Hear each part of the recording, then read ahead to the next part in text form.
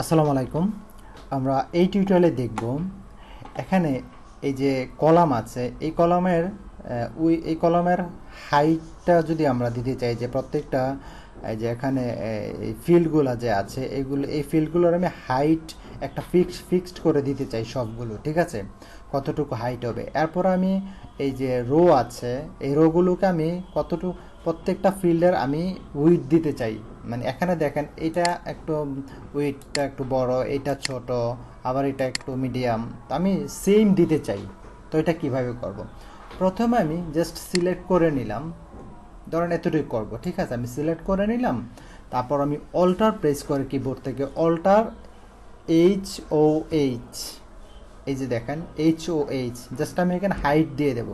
এখানে ধরেন আমি হাইট দিলাম 25 অথবা আমি 30 দিলাম,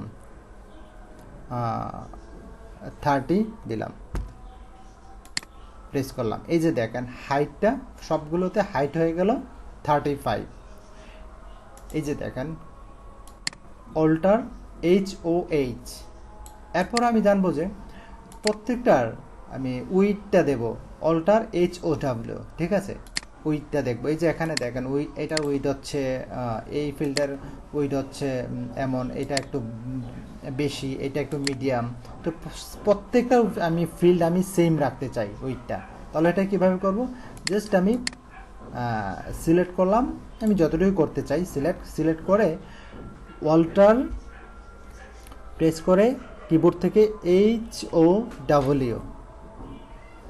এখন আমি সাপোজ দিলাম 20। ওকে, এই যে দেখেন প্রত্যেকটা 20 করে হয়ে গেছে।